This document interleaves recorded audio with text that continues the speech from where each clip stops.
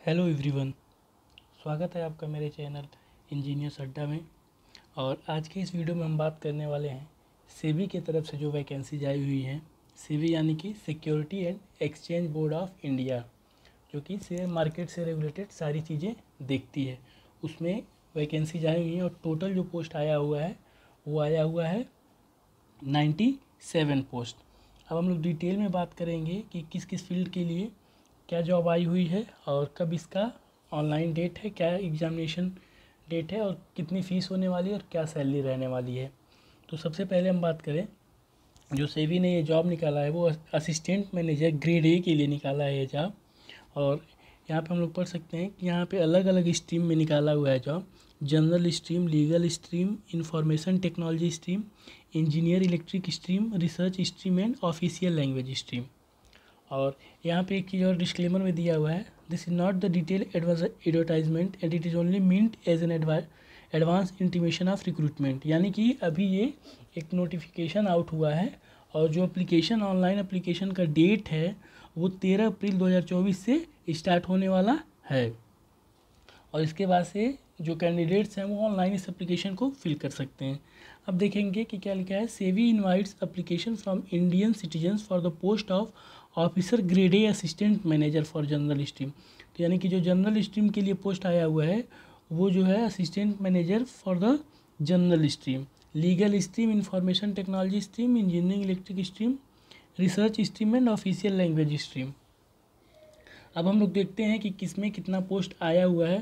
तो सबसे पहले बात करें जनरल स्ट्रीम में, तो जनरल स्ट्रीम में जो नंबर ऑफ पोस्ट है वो कितना है, 62 पोस्ट है।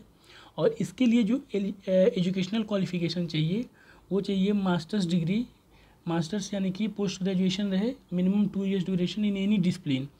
और उसके बाद से बैचलर्स डिग्री इन लॉ या फिर bachelors degree in engineering from a recognised university oblique institute of chartered accountant oblique chartered financial analyst, company secretary या कॉस्ट अकाउंटेंट। यानी कि इसको अप्लाई करने के लिए मास्टर्स डिग्री रहना चाहिए, यानी कि पोस्ट ग्रेजुएशन किसी भी स्ट्रीम में मिनिमम 2 साल का, और या तो आपने बैचलर्स में लॉ लिया हो या फिर डिग्री हो आपके पास इंजीनियरिंग की, तब आप इस फॉर्म के लिए अप्लाई कर सकते हैं। और 62 नंबर, इसमें 62 वैकेंसीज़ हैं। अब बात करते हैं लीगल की। लीगल में टोटल 5 वैकेंसीज़ हैं और जो मैंडेटरी एजुकेशनल क्वालिफिकेशन है उसमें हमें बैचलर्स चाहिए degree in law from a recognised university, यानी कि लॉ की डिग्री चाहिए ही चाहिए इसमें। और जो डिजायरेबल एक्सपीरियंस है, 2 years post qualification experience as an advocate after being enrolled under the advocates act 1961। यानी कि इसमें जो है एक्सपीरियंस चाहिए कि या तो पहले तो हमारा कि बैचलर्स डिग्री रहे लॉ में और उसके बाद से 2 ईयर पोस्ट क्वालिफिकेशन एक्सपीरियंस रहे एडवोकेट फर्म में। अब बात करते हैं हम लोग आईटी की, इंफॉर्मेशन टेक्नोलॉजी की। इसमें जो टोटल नंबर ऑफ पोस्ट है वो है 24। और इसमें भी जो रिक्वायरमेंट है bachelors degree in engineering in any branch और bachelors degree in any discipline with a post graduate qualification minimum 2 year duration in computer science oblique computer application या फिर information technology from a recognised university. यानी कि information technology के लिए जो vacancy आई हुई है उसमें बैचलर्स डिग्री चाहिए, इंजीनियरिंग में किसी भी डिसिप्लिन में रहे, और लेकिन इसके साथ ही साथ पोस्ट ग्रेजुएशन रहे जो कि हमारा कंप्यूटर साइंस या फिर इंफॉर्मेशन टेक्नोलॉजी में रहना चाहिए। अब बात करते हैं इलेक्ट्रिकल इंजीनियरिंग की। इलेक्ट्रिकल इंजीनियरिंग में टोटल 2 नंबर ऑफ पोस्ट आए हुए हैं और इसमें जो मैंडेटरी एजुकेशनल क्वालिफिकेशन है वो आपको इंजीनियरिंग की डिग्री चाहिए बैचलर्स की, वो भी इलेक्ट्रिकल इंजीनियरिंग डिपार्टमेंट से, यानी कि bachelors degree in electrical engineering from a recognised university. और डिजायरेबल एक्सपीरियंस जो है working knowledge of electronic systems like CCTV surveillance system, addressable security alarm and fire alarm system, EPABX UPS system. उसके बाद से जो दूसरी रिक्वायरमेंट है experience in maintenance of lift, pump, air conditioning plants ETC. और अगला जो है experience of administration construction projects in all its expect and knowledge of पर्सिपियम techniques. यानी कि इसमें एक्सपीरियंस जो मांगा है आपको, आप काम कर रहे हैं इलेक्ट्रॉनिक सिस्टम पे, दूसरा maintenance of lift and pumps, and third जो है construction projects in all expect knowledge of पर्सिपियम की नॉलेज रहे आपको। अब बात करते हैं हम लोग रिसर्च की। तो रिसर्च के लिए जो पोस्ट है टोटल 2 नंबर ऑफ पोस्ट हैं और उसमें जो है मास्टर्स डिग्री या फिर post graduate diploma in economics, commerce, business administration, इन सारी चीज़ों में आपका रहे और masters degree post graduate diploma in statics या मैथमेटिकल में रहे। यानी कि रिसर्च के पोस्ट के लिए हमें मास्टर्स चाहिए या फिर पोस्ट ग्रेजुएट डिप्लोमा रहे इकोनॉमिक्स में या फिर कॉमर्स में या फिर बिजनेस एडमिनिस्ट्रेशन में, या फिर आपके पास मास्टर्स की डिग्री रहे स्टैटिक्स या मैथमेटिक्स में किसी भी रिकॉग्नाइज्ड यूनिवर्सिटी से जो इंडिया में हो। अब बात करते हैं ऑफिशियल लैंग्वेज की, तो इसमें जो है मास्टर्स डिग्री इन हिंदी या फिर Hindi translation with English as a subject at the bachelors degree level.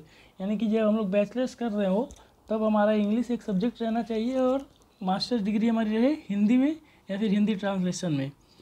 या फिर Sanskrit, English, economics, commerce with Hindi as a subject. यानी कि दूसरा क्राइटेरिया जो है इसमें कि संस्कृत, हिंदी, इंग्लिश जो भी रहे, हिंदी एक आपका ऑप्शनल सब्जेक्ट रहे। अब बात करते हैं कि रिजर्वेशन के बारे में। रिजर्वेशन यहाँ पे लिखा हुआ है एज पर एप्लीकेबल लॉ, और जो एज लिमिट देखते हैं इसमें जो मैक्सिमम एज है वो 30 साल से ज़्यादा नहीं रहना चाहिए। यानी कि 31 मार्च 2024 तक जो मैक्सिमम एज हो वो 30 ईयर्स हो। 30 ईयर्स के बाद कोई भी कैंडिडेट इस जॉब के लिए एप्लीकेबल नहीं होगा। अब जो मोड ऑफ सिलेक्शन है वो 3 फेज में होने वाला है। यहाँ पे जो लिखा हुआ है selection will be carried out in 3 phase. Phase 1 will be an online examination consisting of 2 papers, और जो कैंडिडेट उसमें शॉर्ट लिस्टेड होंगे वो फेज़ 2 के लिए अपीयर होंगे और फेज़ 2 में भी 2 पेपर होगा, और फेज़ 2 से जो कैंडिडेट शॉर्ट लिस्ट होंगे वो इंटरव्यू के लिए बुलाए जाएंगे। SEBI reserve the right to modify the selection procedure if deemed fit. यानी कि सेबी सिलेक्शन प्रोसीजर को मॉडिफाई भी कर सकता है। अब बात करते हैं कि प्रोबेशन पीरियड क्या रहने वाला है और क्या अलाउंस मिलने वाला है। तो जो प्रोबेशन पीरियड है वो है the selected candidate shall be recruited as officers grade A and will be undergo probation of 2 years. यानी कि जो भी कैंडिडेट सेलेक्ट होंगे वो 2 साल के प्रोबेशन पीरियड पे रहेंगे। और बात करते हैं पे एंड बेनिफिट्स की, तो यहाँ पे पे स्केल लिखा गया ऑफिसर्स के ग्रेड ए का 44,500, 54,500, 74,450, 85,850 और 89,150। यानी कि जो पे स्केल है ऑफिसर्स के ग्रेड ए का ये रहने वाला है। और यहाँ पे लिखा गया है कि जो presently the gross emolument including सेबी contribution towards national pension scheme, grade allowance, special allowance, dearness allowance, family allowance, local allowance, learning allowance, special grade allowance ETC at Mumbai at the minimum of this इसके लिए approx 1,49,500 रुपये per month. यानी कि जो salary रहने वाली है वो लगभग 1,50,000 रुपये के करीब रहने वाली है पर मंथ, अगर सेबी आपको एकोमोडेशन नहीं देता है तब, और 1,11,000 रहने वाली है जब सेबी आपको एकोमोडेशन प्रोवाइड करेगा तब। उसके बाद से बात करें हम लोग की एग्जामिनेशन सेंटर्स की, तो एग्जामिनेशन सेंटर जो होने वाला है तो online examination and interviews will be held in various cities across India. अलग अलग सिटीज़ में एग्ज़ाम्स होंगे इंडिया के। अब बात करते हैं क्या रहने वाला है एप्लीकेशन फ़ीस। तो जो एप्लीकेशन फ़ीस है वो 1,000 रुपये है प्लस 18% GST जनरल कैटेगरी के लिए, OBC कैटेगरी के लिए, EWS कैटेगरी के लिए, और 100 रुपये प्लस 18% GST है SC ST कैंडिडेट्स के लिए। यानी कि यहाँ पे 1,000 रुपये जनरल कैटेगरी का चार्ज है प्लस 18% GST, और SC ST कैटेगरी के लिए 100 रुपये। तो ऐसे ही और वीडियो देखने के लिए चैनल को लाइक और सब्सक्राइब कीजिए। Thank you.